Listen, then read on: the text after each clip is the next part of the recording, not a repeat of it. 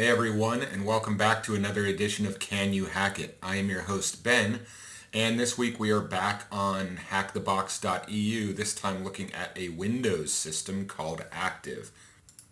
And just like it sounds, this system has to do with Active Directory. I won't give away much more than that, you'll see as we go. So we'll go ahead and get started. Oops, forgot to look. So the IP address of the machine is 10.10.10.100. So first thing we'll do is create a directory, let's create a directory for working out of first. Called active. And then we'll make a directory for our nmap scan. And then we'll run nmap to see what is open on this system. So we do nmap-t5 to make the timing aggressive. SC and SV to enumerate scripts and versions, V to output verbose information while it's scanning, nmap/quick to write to files called quick, and it'll write in all formats, and then 10.10.10.100 is the IP address of the box. And so as we can see right away, there's a lot of stuff open. There's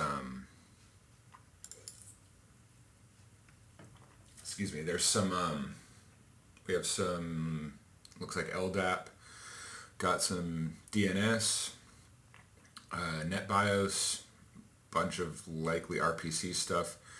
This 88 here is probably Kerberos, and that would mean that 636 and 3269, I think. Yeah, 3269.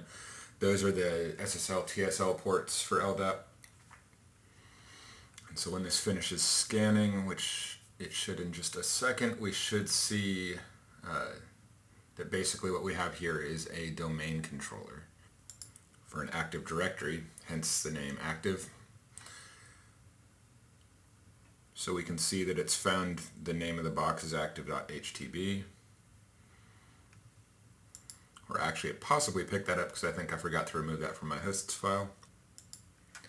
While this is running, why don't we go ahead and pop open another tab and we can take a look at that DNS server. So we use, I think, DNS recon, -H to see the options. So we want to do -D active.htb, and N for the name server, which will be 10.10.10.100. And big D for the word list or dictionary we want to use. And there should be one on default on Kali. Let's see, user share word lists, DNS map, I think. DNS map.txt. And then T for type, and we'll just do standard. And we'll write this to output.xml. The DNSSEC isn't configured. We've got a start of authority, a name server record, couldn't resolve MX records, got an A record for active.htb. And then we have a bunch of SRV records that you would typically find on an Active Directory domain controller. So what these do is they map specific resources to a IP address and then port. And then I think this final number here is either wait or priority. So let's switch back real quick and see if our nmap's finished, and it has. And so we can see that Kerberos is running on 88, Microsoft RPC and NetBIOS. We can see LDAP here. It doesn't look like it identified these LDAP instances, it just flagged them as TCP wrapped. But those are the ports for TLS and SSL. LDAP. And then we have some higher numbered RPC ports which are likely related to LDAP and Kerberos and SMB possibly. And so the next thing we can do then is take a look at the SMB service and see what it's sharing, which is the Windows file share. So if we use SMB client and we do help, I think it's uppercase L, yeah, to list, and then the IP address of the host. And where it wants work group roots passwords, because we didn't give it a username, so it's using ours, we can just hit enter, which will do anonymous authentication. You can see anonymous login successful. And we can see a number of shares here. And so what we can try and do is connect to each of those shares. So if we do SMB client // well, let me check real quick first to make sure. Cat etc hosts. Yeah, so I've got the entry in here already for 10.10.10.100, mapping it to active.htb and active. If you don't, you would need to put that in there. I had intended to pull it out and put it in on the video, but I noticed earlier that I thought I may have left it in there. So you would want to edit that and add that entry in there, and then you can just do SMB client // active.htb, and then we want to try admin first, admin $, which is the admin share. And we don't have any credentials, so we will just hit enter. And we'll hit enter for the anonymous authentication, and we get an access denied. Try the root share. Same thing. IPC. IPC looks like it let us log in, but we can't actually do anything useful in here, so we'll exit out of that. Net logon.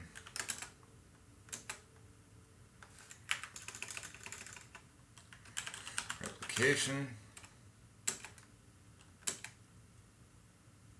So that did let us log on, and it looks like it lets us view stuff, so we'll come back to that one in just a second after we finish.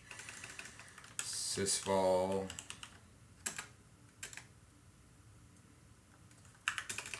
And finally users.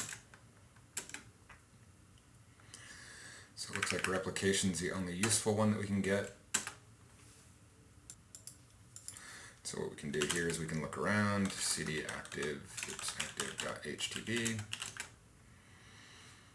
So it looks like we've got a DFSR private, policies, and a scripts. What we can do instead, so we can check this stuff locally, is just drop back down a directory again, and we can just download everything that's here. So if we do, let me think real quick, so we want to turn prompting off, otherwise it's going to ask us to confirm each file, and we want to turn recurse on, which will tell it to recurse into directories, and then we can just do a mget, multi-get, and then star, tell it to get everything.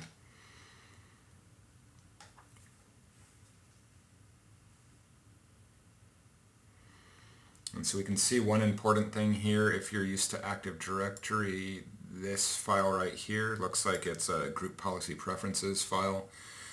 These often have credentials in them. They are encrypted credentials, but as we'll see in a second, that doesn't matter. So if we exit out of here, do an ls, let's count the contents of that.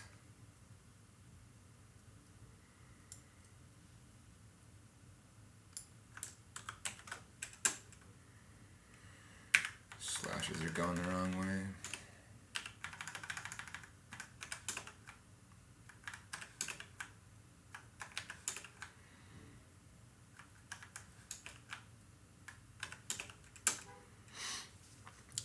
And so what we can see here is that we've got an element to create a user active.htb SVC tags, or TGS. And we have an encrypted password. And so what we can do is we can take this encrypted password, copy it, and we can decrypt it. And how we're going to do that is we'll use a tool that's built into Kali, but I'll show you real quick. Let me see if I can remember what the Microsoft article number is. CC 42 to 924 or something, I think. Yeah. So basically, Microsoft published the key that's used to encrypt those files. And so because the key is public, it's easy to decrypt. And there are plenty of tools out there that do it. We'll use the one that's built into Kali called GPP Decrypt, I think. And then all we need to do is paste that encrypted password, and we see the decrypted value. So it is GPP still standing strong 2K18. So we'll copy that, and we'll save it here. So user is SBC TGS, pass, GPP still standing strong, 2K18. And so what we can do now is see if maybe we can use that to log into one of these SMB shares. So we'll try users. I actually haven't tried users before, so we'll see if this actually works. It fails with the C share. So capital U is for username, and so we'll make our username SVC TGS. And I think we need to set a domain, which I think is W. So we'll do that to active.htb. And it wants our password. We'll paste that in.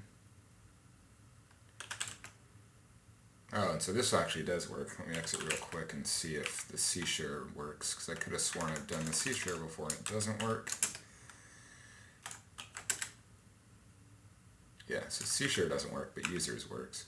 So they must have set that up so that we were able to get to the user flag. I assume we can't go into administrators. Yeah, we can't do a directory listing in there anyway. CTGS.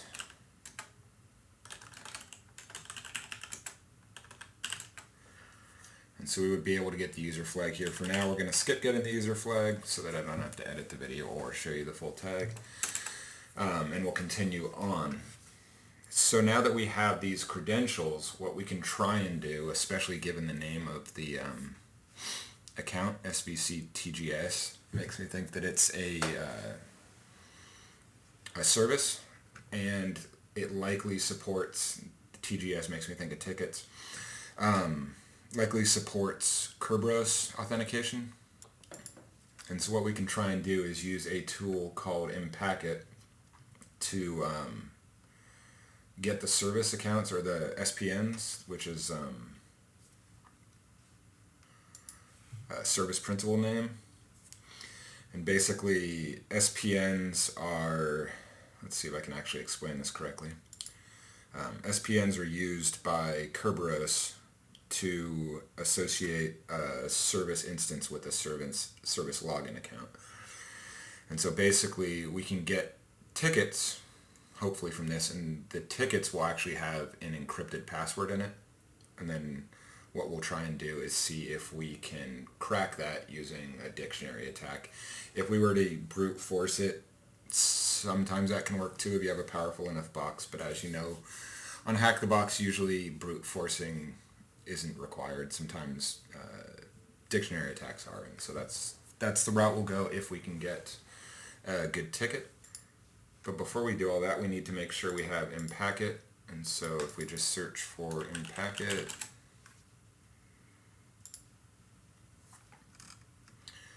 and we can clone this. So you'll want to clone it, switch to some directory. We'll put it in opt, I guess.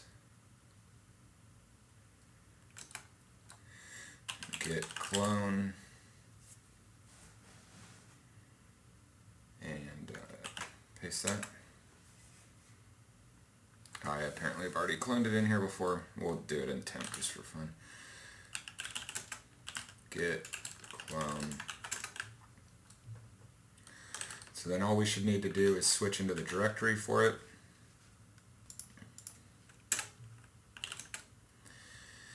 And I think we can just do a pip install dot. And in this case, we've already got everything installed. So we can switch back to our working directory. And we should be able to run empacket now. The particular tool we want to run is called get user SPNs, I think. Yeah, get user SPNs.py. So we can see here that it's got positional arguments of a domain, user, and a password, and then our target. And so we're going to need that. We're going to need this DC IP address, which is our domain controller. That's the 10.10.10.100. And I think that should be all we need. So if we do that, DCIP is 10, 10, 10, 100. And then our our positional arguments of active.htb, svc, tgs.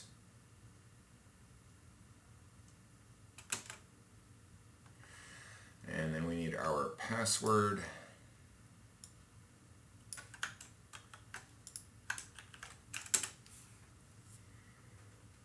And I think I may have screwed something up.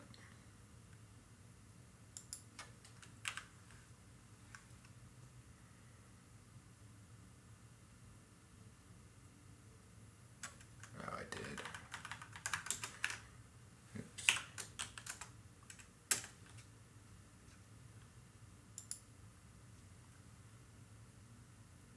Oh, no, I guess I did have that right.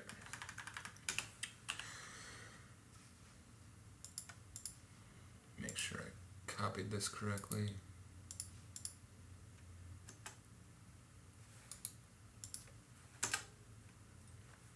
There we go.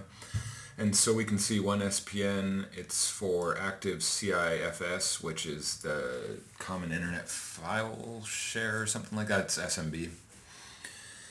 And then the user account is administrator. And so what we can do now is try and request a key, or sorry, request a ticket. So if we just add the request flag, and we paste our password again, and we're able to get a Kerberos ticket. And so the way that this has been formatted is actually already friendly for John the Ripper or hashcat. Sorry, a little late tonight, so I'm kind of slow.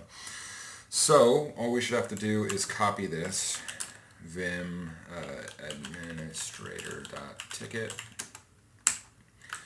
paste that in there.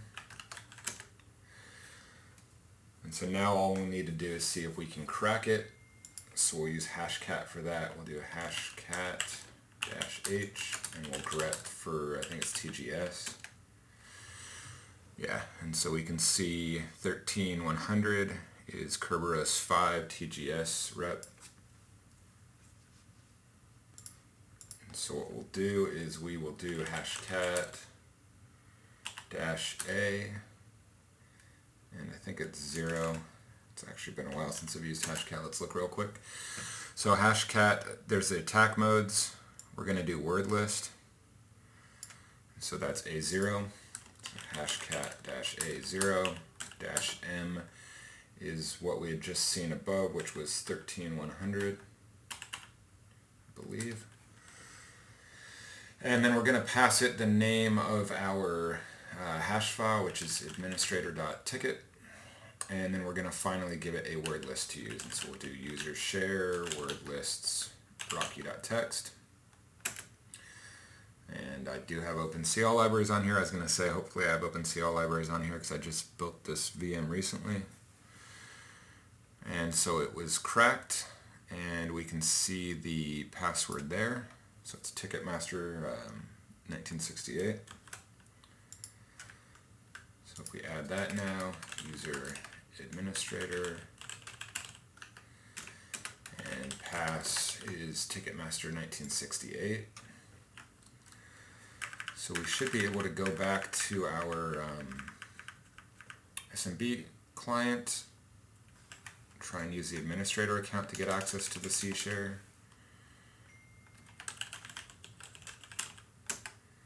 And then paste in the password. And so now we have access to the full C drive. We should be able to get the administrator's flag. What we'll do instead, just for fun, is see if we can get a shell. So what we'll do to do that is we'll use Metasploit, and we'll use the pxexec module, which is similar to pxexec, the Windows tool that was written by Mark Rusinovich. And so basically what this does is it uses SMB shares to send a payload up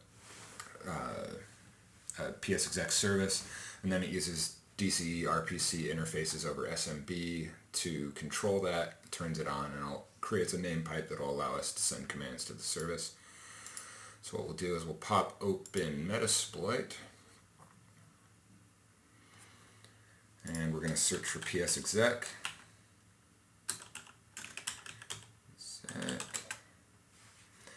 And we'll use this one right here, which is the standard SMB pxexec module. So if we do use,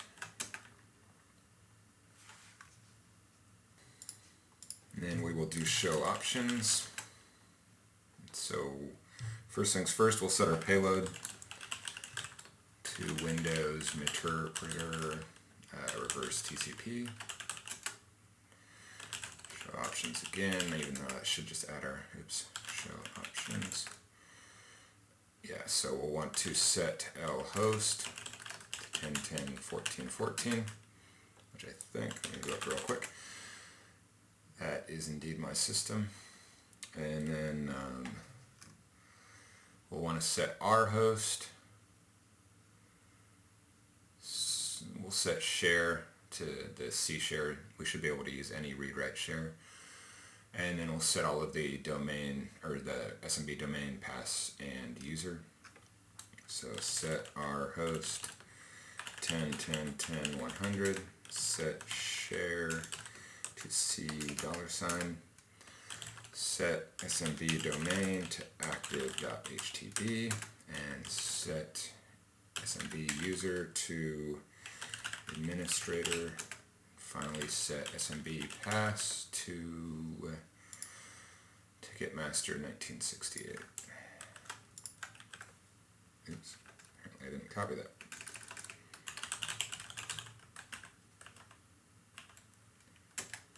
So that should be everything we need, I think. Options. Double check it real quick. We don't need any of these. They should all be good. So we will do exploit.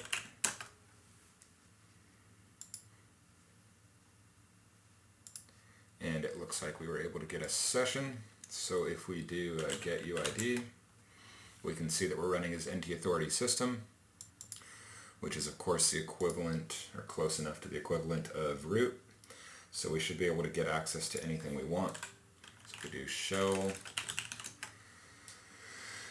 and then we should be able to just use PowerShell to take a look and make sure that we can access our flags. Get content, path, colon users, svc, tgs, desktop, user.text, .substring, and we'll get the first 16 characters. And so there's the user flag, and then the root flag is very similar.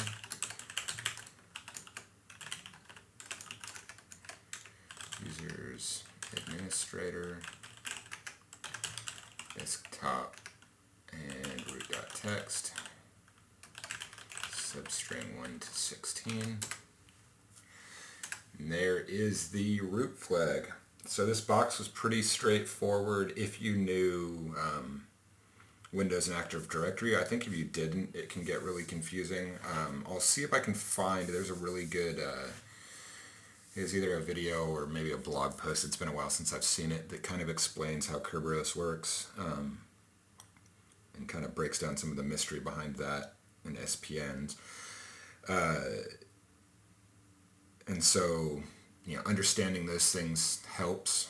Knowing what to look for kind of helps. Like when you see things like the name of that SVC, TGS, you know, it's a clue if you're familiar with it. If you're not familiar with it, it's just the name of some random account, and you may not know what to do with it.